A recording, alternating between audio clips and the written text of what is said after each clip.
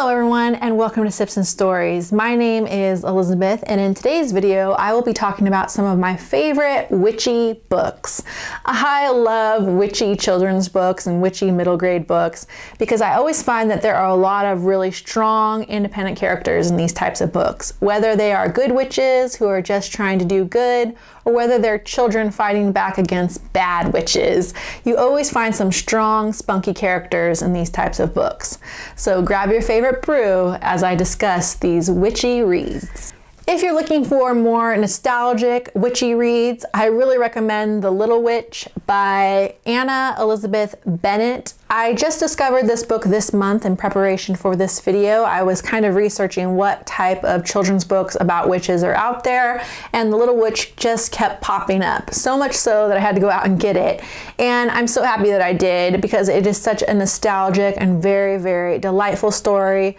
It was written in the 50s, and Anna Elizabeth Bennett was a children's librarian, and then she worked at a children's museum, and it has very just cozy, sweet vibes to it.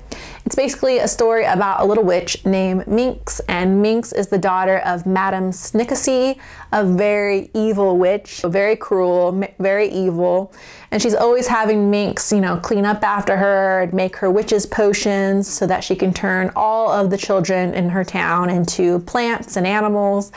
It's so much fun. And then Minx one day decides to stand up to Madame Snickesy, and she really, really wants to go to school. That's her dream in life, is to go to school. And so as soon as Minx goes to school and meets all of the other kids, it just kind of takes off from there. It's an absolutely delightful little story. All the school children want to ride her broomstick, and then they all gang up to save the day against Madame Snickesy.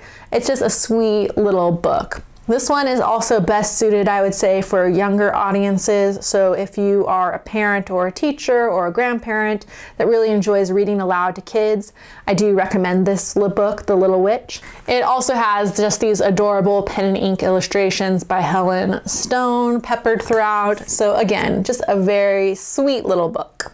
Another new favorite for me this month was Kiki's Delivery Service by Eiko Kadono. I'm sorry if I'm saying that name wrong, but I had never read the book or seen the movie, and I wasn't sure which came first, kind of like the chicken or the egg. Did the movie come first? Did the book come first?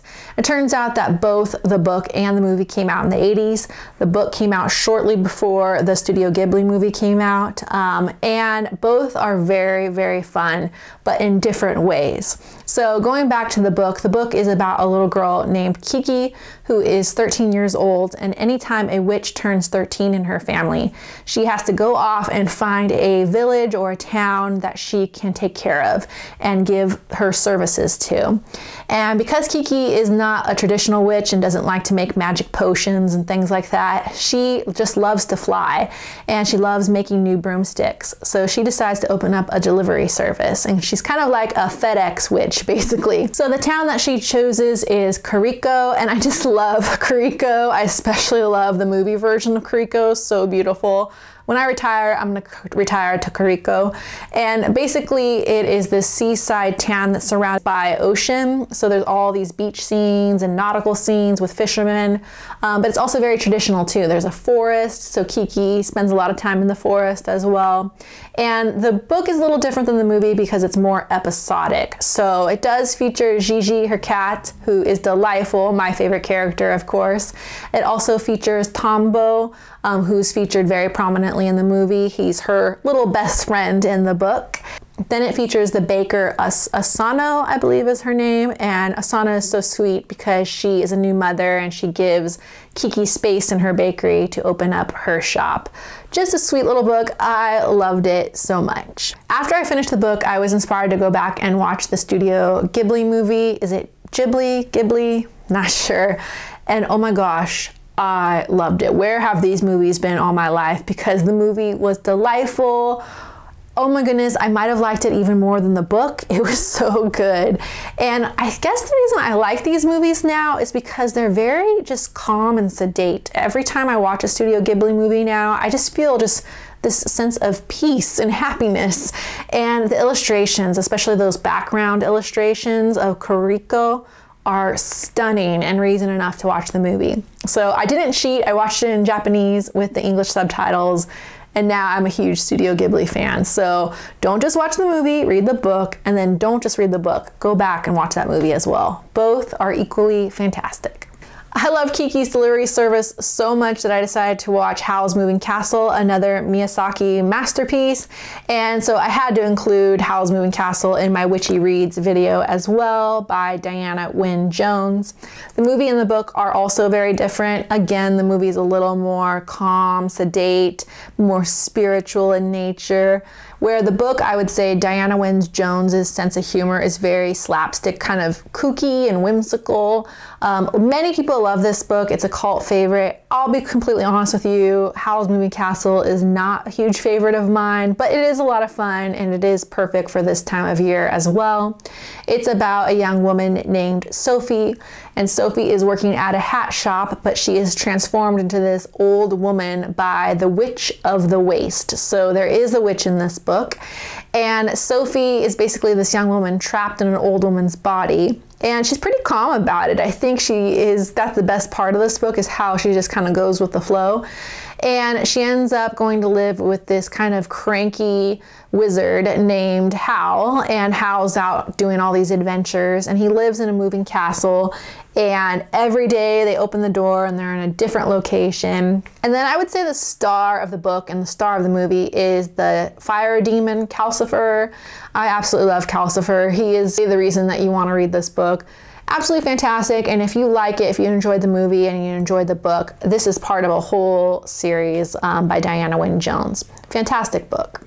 And if that's not enough Japanese anime for you, this next book, The Little Broomstick by Mary Stewart, was also turned into a movie, Mary and the Witch's Flower. So I did go back and watch the movie as well. Delightful. That one just recently came out. It's not Studio Ghibli, but it is also a very good Japanese anime. The book, though, is quite different. This is written by Mary Stewart, one of my all-time favorite authors. In fact, I reviewed one of her books in a recent wrap-up, My Brother Michael. She writes these very suspenseful thrillers that take place all throughout Europe in the 50s and the 60s. She also writes a lot of fantasy books as well. So this, I think, is one of her very few children's books. And so I was so excited when I found out about it, because I thought, oh my goodness, I did not know Mary Stewart wrote a children's book. And it's about a little witch too. How great is that? The book reminds me a lot of The Secret Garden. It's very similar to The Secret Garden, set in the English countryside. The little girl's name is Mary, and Mary's on vacation staying with her great aunt Charlotte. Her parents have kind of dumped her off one summer while they went on vacation, and Mary is not expecting to have a good time. She's very bored with living with these two older women.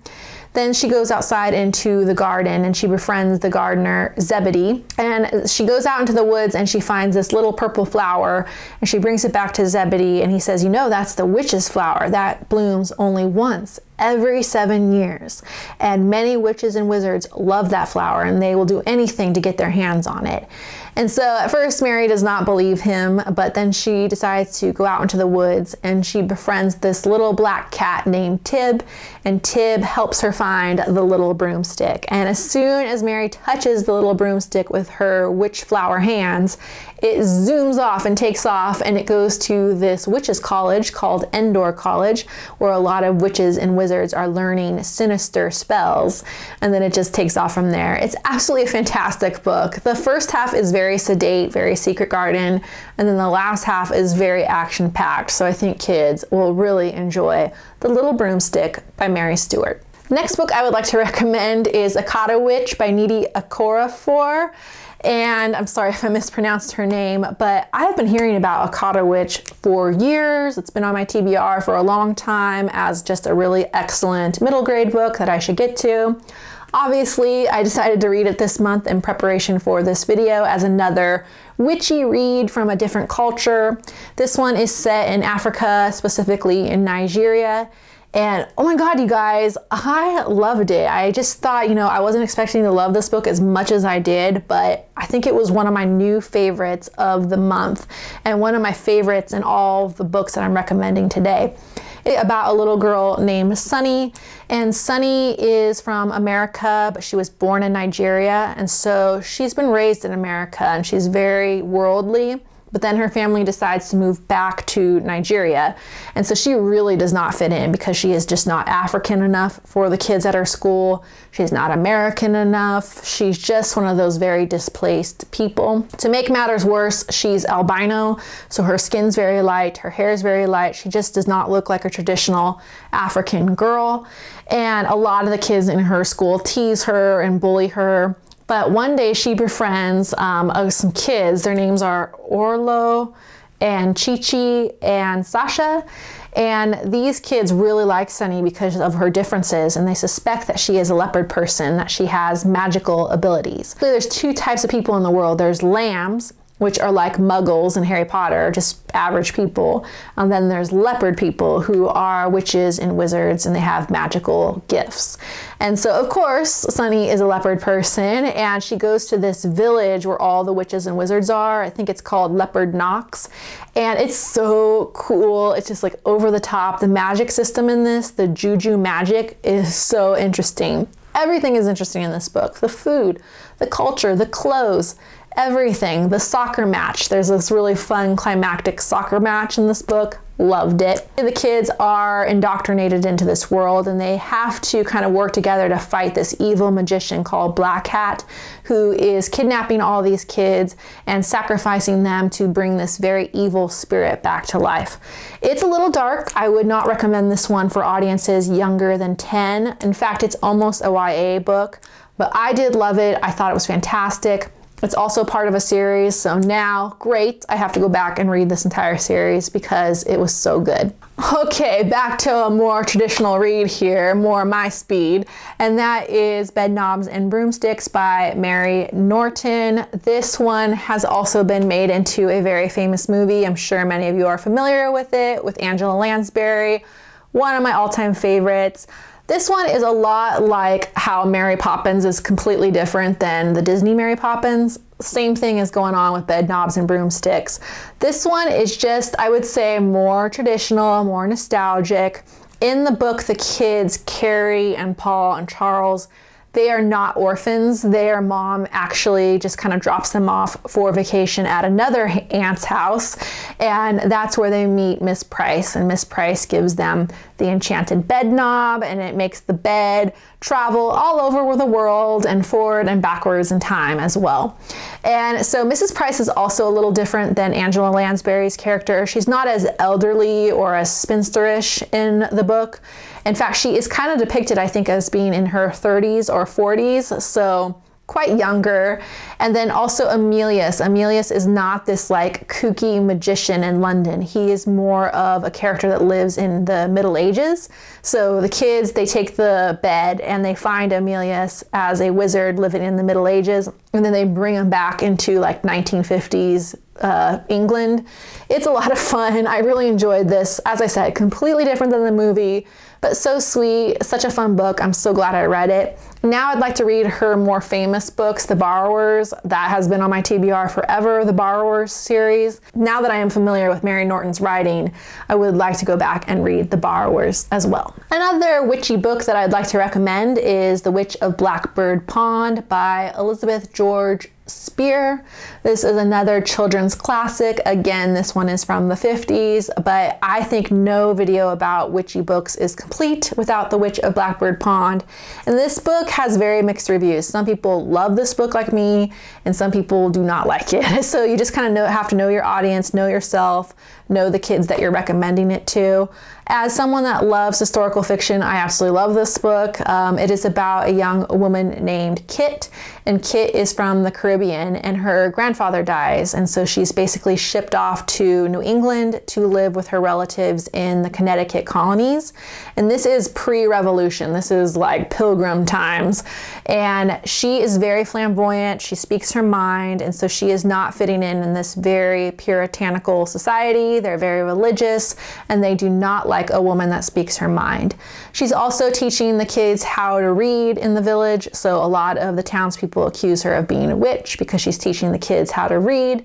And then she ends up befriending this woman named Widow Tupper, who lives on the outskirts of the village in Blackbird Pond. So Widow Tupper is the witch of Blackbird Pond, and her and Kit just kind of form this bond and this friendship. Really, really great book. It's perfect for this time of year. It's perfect for Halloween, but it also transitions very well into Thanksgiving, into November as well, because it's based in the American colonies with the Puritans. So if you're a fan of the Salem witch trials and things like that, I think you would really enjoy The Witch of Blackbird Pond. And it's a really good jumping off point if you want to talk about the Salem witch trials.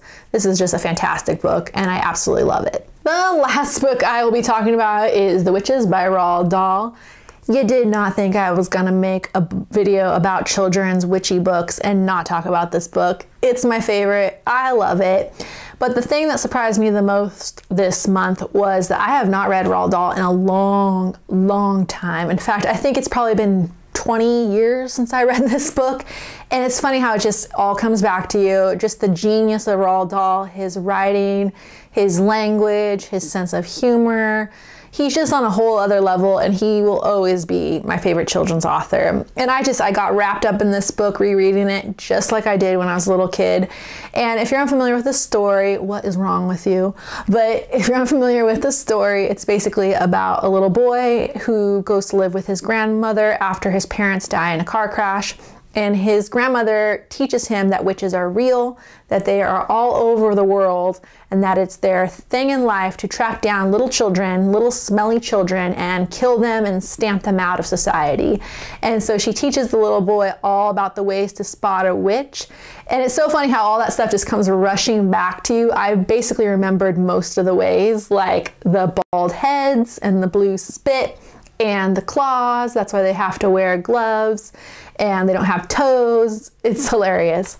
And so the little boy and the grandmother go on vacation to this seaside village, and while they're at the hotel, all of the witches are having their annual conference, including the most evil witch of all, the Grand High Witch. And so the little boy is terrified because he's stuck in this room, this conference room, with all these witches having their annual witches convention. And the Grand High Witch has come up with a new plan, number 86, Delayed Action Mouse Maker, where she's teaching all the witches to turn all the children throughout England into mice. So much fun. I love this book so much, and it was just a pleasure reading Roald Dahl again this year. And in fact, I have to go back and I have to do a project all about Roald Dahl. He is by far one of my favorite authors. So there you have it. Thank you everyone for joining me for my Witchy Reads video. I had such a fun time putting these books together. Again, I really love books about witches because they always feature very spunky, strong, independent characters, and the witches themselves are always a lot of fun as well. And I discovered some new favorites this month. Ones like Kiki's Delivery Service. Now I'm a huge fan of Studio Ghibli because of that book. And then also Akata Witch. Such a fantastic book. But it was so much fun going back and rereading my favorites as well. Rereading The Witches, The Witch of Blackbird Pond. Some books are just classic, and those deserve to be on the list as well. So thank you everyone. Have a happy spooky season and happy reading.